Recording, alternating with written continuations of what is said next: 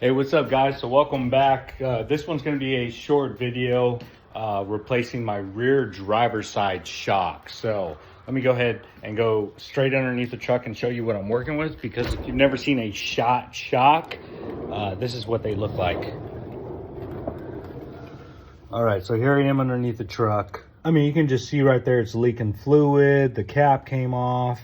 All this black residue is showing up on the bottom of the shock. Yeah, it's way past its like second or third life cycle. So we're gonna go ahead and get that replaced today with the same exact Fox shock. Again, I haven't had the truck for too long, so I'm not sure what it was used for, but what it was used for definitely worked these shocks well in. If not, maybe it's just super old. But if I show you the other side, let me see if I can get underneath here. All right, so as you can see, this other side, I mean, it looks good. All right, guys, so let me go ahead and take you through what you actually need to replace your rear shocks. This would be the same for, honestly, every Power Stroke and mostly every diesel truck. They use the same. I mean, you have leaf springs in the rear. It's just the way they work. It's a heavy duty, super duty truck. You're gonna have leaf springs followed by shocks. All right, guys, so this is what I'm working with. You're gonna need an 18mm socket. You're gonna need a ratchet. You're gonna need a 15mm wrench. Okay, so since I have my trusty 3 Drive Milwaukee tool, I'm gonna go ahead and use that. And then here's the shock. I mean, this thing is just super beefy. Same exact shock that's on the truck right now. So some shocks you'll actually have to install these bushings. And that won't be too difficult. You can use some pliers. If you have a vise, that vise will actually work out, things like that. So that's all you're gonna need. I recently had an Amazon haul. Something I've always been a fan of is preventive maintenance. So I have transmission fluid to do a transmission fluid flush. I have a transmission filter, and I have a Fumoto drain valve. This makes life so much easier when you're giving your truck oil changes every 5,000, 7,500 miles. I also have 75 weight 90 for the rear differential and the same exact weight for the front differential. I have some gasket maker. I'll probably be able to get by doing both differentials using this one gasket maker. Bought me some more marine grease and fuel filters for the truck. So what came on the truck were actually Duralast fuel filters. I'm not sure how I feel about that, but I bought some Motorcraft ones. You ask why do I use marine grease? Why? Because it's multi-purpose. I have a boat. I know that marine grease actually fights off water much better than the other grease that you can find in AutoZone, Walmart, Amazon, things like that. So it works with what I use it for. I'm not doing anything crazy that requires like a specific grease, say from Ford or like that red stuff that I've used in the past. I like marine grease because it fights water better. Excellent for use in automotive and heavy duty applications. Dropping point 572 degree Fahrenheit. I mean, it even says right here, provides rust and corrosion protection in both freshwater and saltwater environments. All right, so that, I mean, you don't have to use marine grease. That's just my philosophy, my thought process on that. But I have a boat, so that kind of goes hand in hand. It's dual purpose. Plus, I know it fights water well, so that's what we want our grease to actually do, as well as lubricate the joints, the ball joints, things like that. All right, so let's go ahead and get underneath the truck. All right, so we're gonna go ahead and do the bottom bolt first.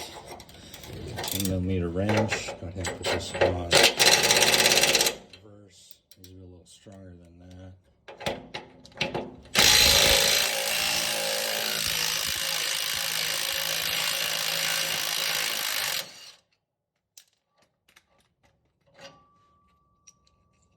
Bolt and nut. All right, so we're gonna go ahead and go up top and remove this.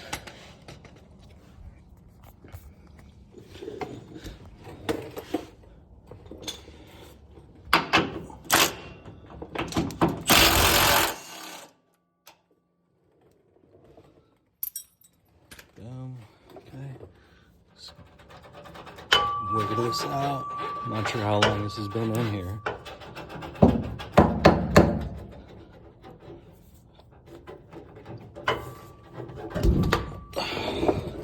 All right, so let's go ahead and compare the old to the new. And you can just tell, like, this thing is just shot. Water got up underneath the cylinder.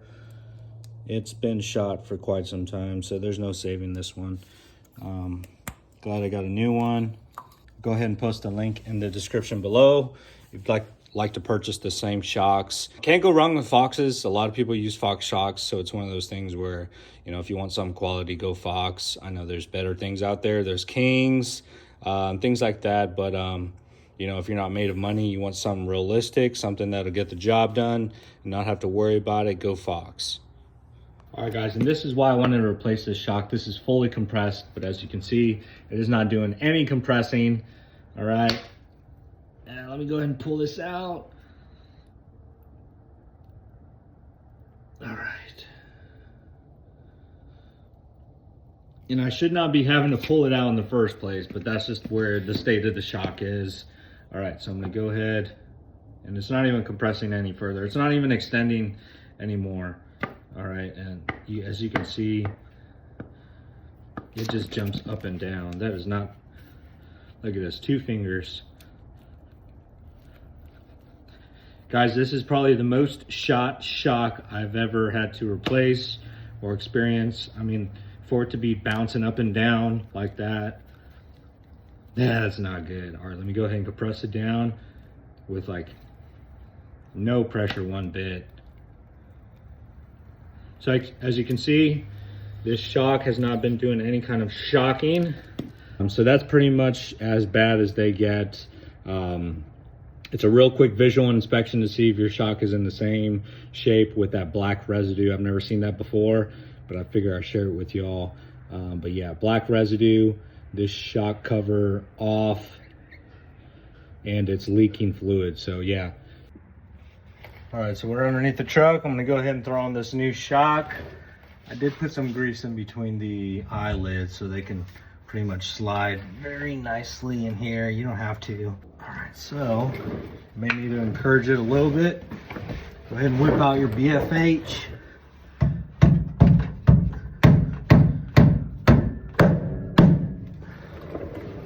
There it is. Go ahead and throw that both on there.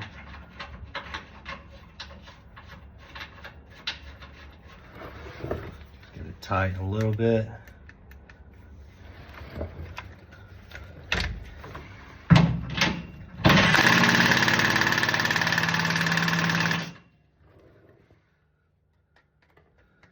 We'll go ahead and torque that down once we get this bolt in. Try and get this in. I'm gonna cut it and then try and work it. All right, so that kind of went right there.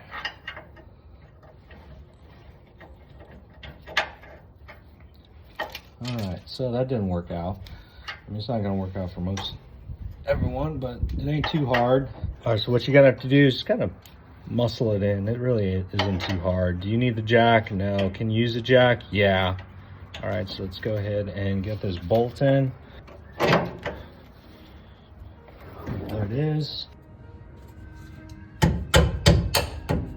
Boom. Let me get this nut on. All right. And so let's go ahead and tighten these down.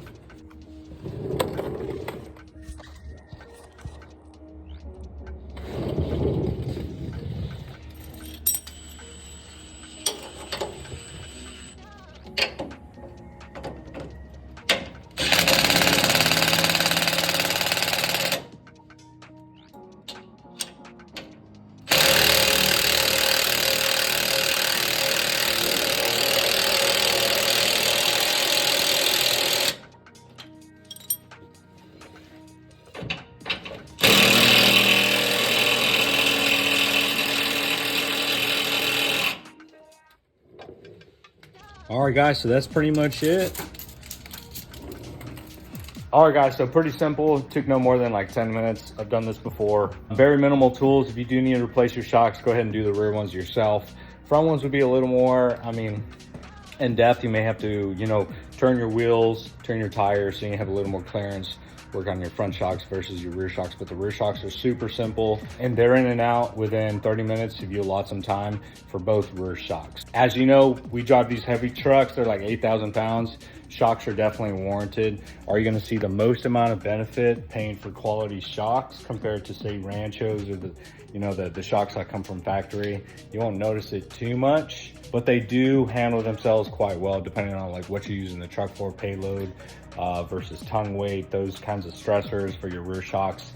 You just want to make sure they're kept tight, more so replaced under preventive maintenance. That's the common trend. If you put a lot of money towards your rear shocks, you may not see the bang for your buck, although you know that it will compress a whole lot better than, say, Ranchos or the shocks that come from the factory, especially if you don't have a 4x4 package, because I think that package comes with Rancho shocks. So the Ranchos are definitely a step above, but definitely quite a few steps below these Fox 2.0 shocks. All right, I'll go ahead and list the torque spec down below for the top and the lower shock bolts. The torque spec that I used was tight up top and tight down below. So that's really all it's really gonna need. But for those that are super specific on, what the torque spec is, I'll go ahead and list it for y'all. That's all it takes. Rear shocks, pretty simple. They definitely don't last the life of the truck. They get rusted, they get corroded.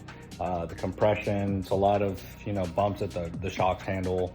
So just kind of keep that in mind with which shocks you would like to replace them with. But guys, if you have any questions or comments, go ahead and let me know down below. But until next time, see y'all.